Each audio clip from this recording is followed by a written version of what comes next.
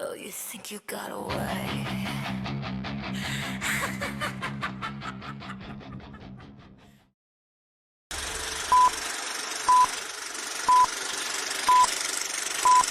Parental advisory. This episode contains strong language, discussions of violence, and disturbing themes that may not be suitable for all listeners. Listener discretion is advised. This content is for entertainment purposes only, and any true crime information discussed is publicly available online. Welcome back, sinners and seekers of the strange. You're listening to Harlots of Spooktalk.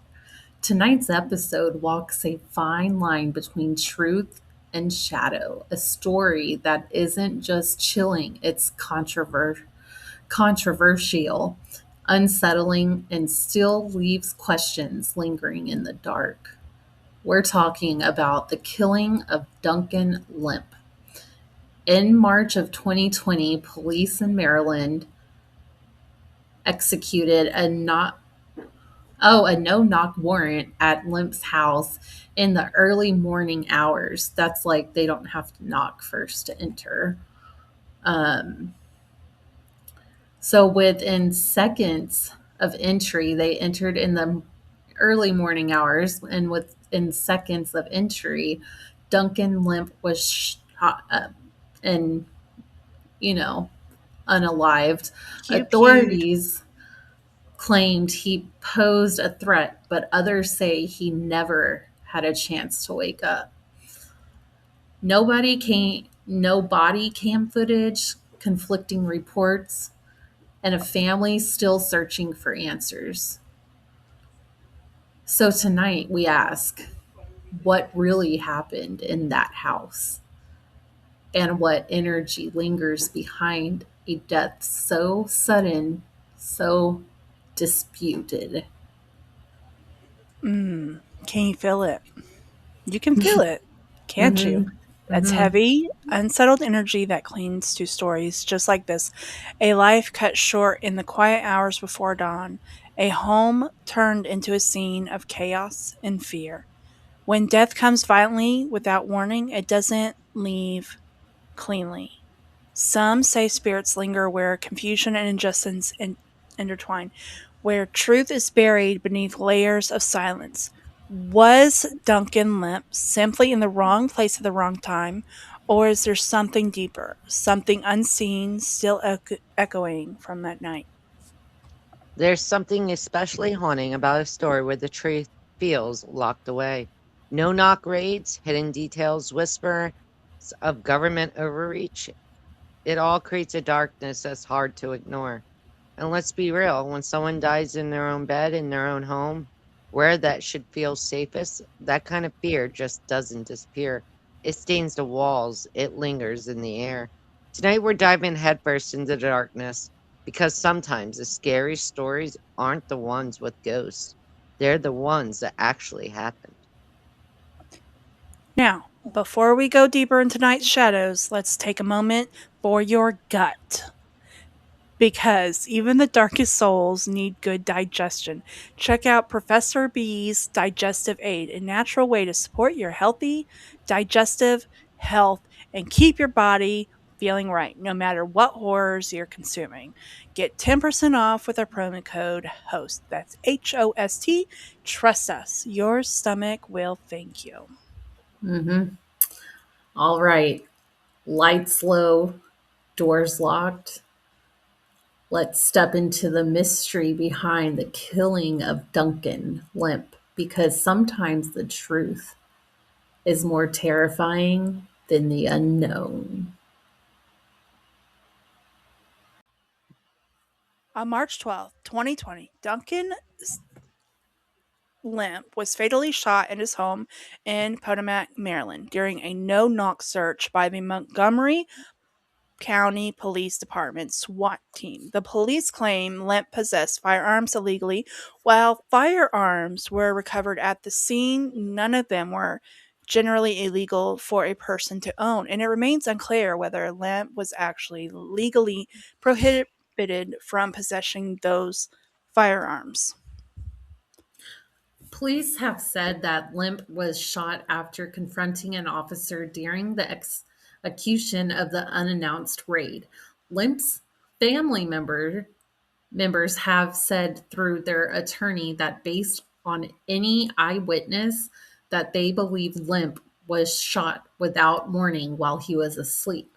Lemp has since been described as a martyr for the Boogaloo movement.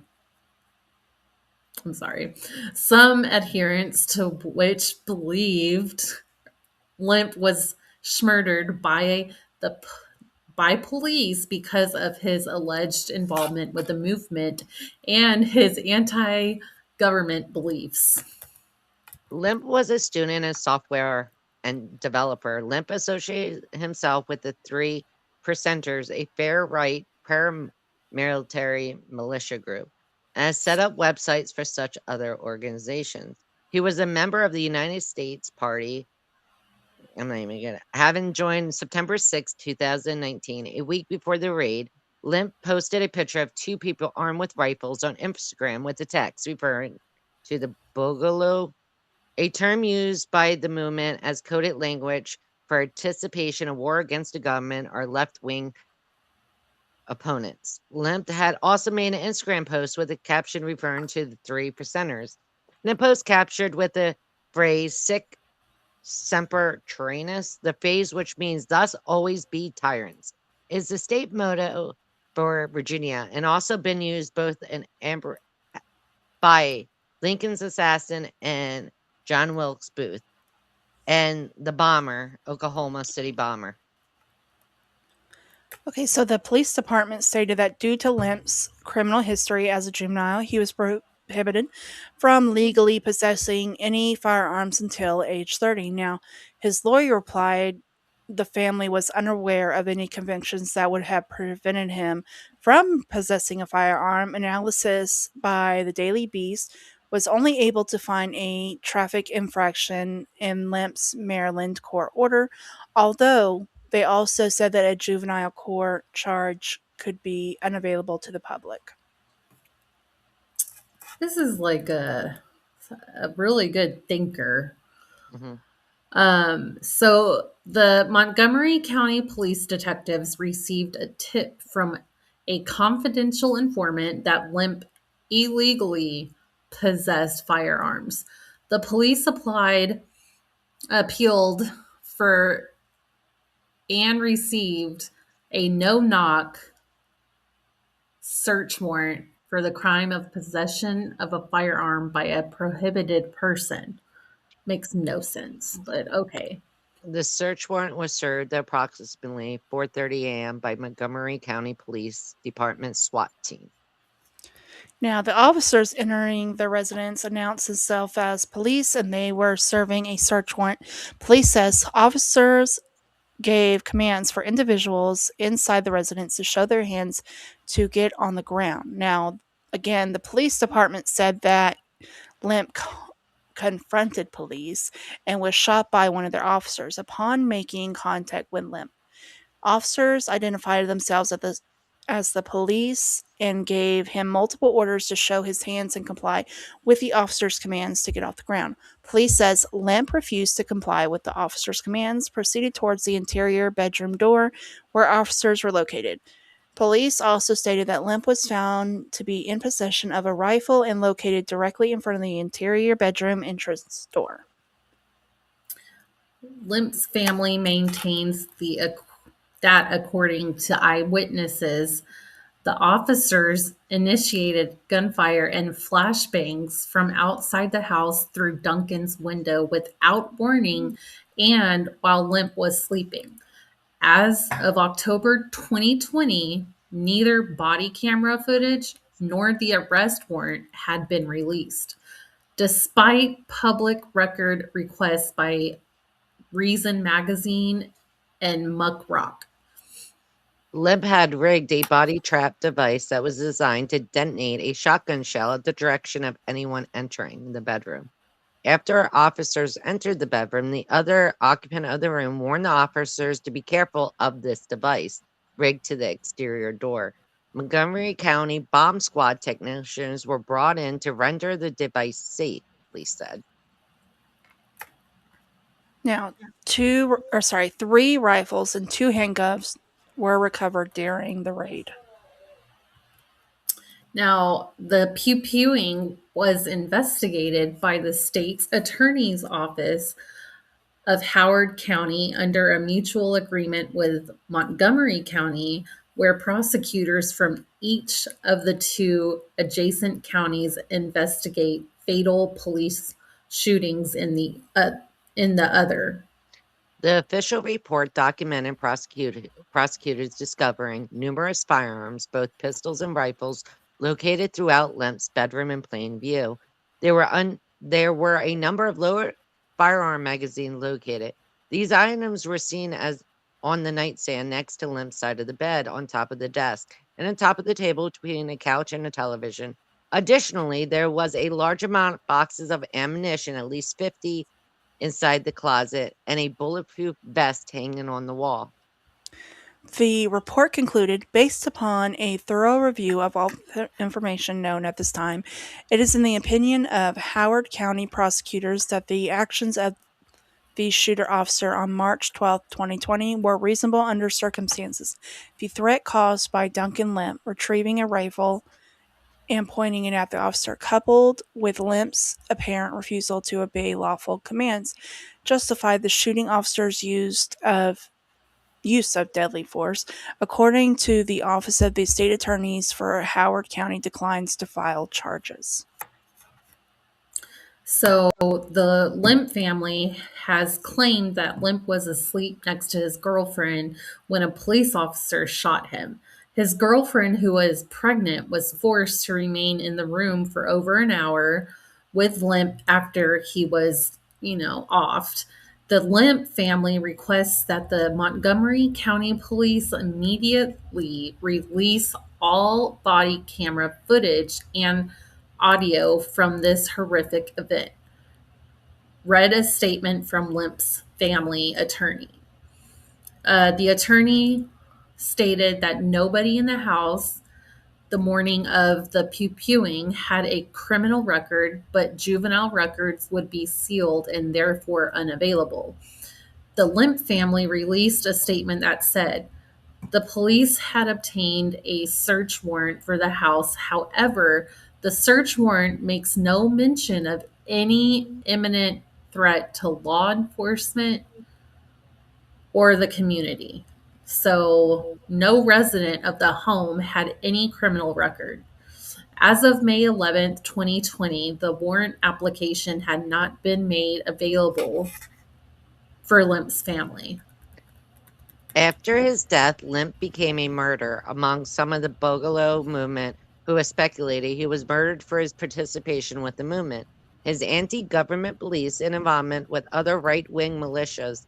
Adherents of the Bigelow movement now have adopted the phrase, "We are Duncan Lemp," and his name was Duncan Lemp, which the New York Times say they repeat like a mantra. Boogaloo adherents have also posted to Lemp's girlfriend's Instagram account promising to someday avenge his death. On March 15, 2020, the U.S. Transhumanist Party Transhumanist, yeah. announced an official week of mourning in his honor. Now, there's a GoFundMe campaign to pay for Lemp's funeral and his family legal fees raised as of August 2020, and that was over $17,000.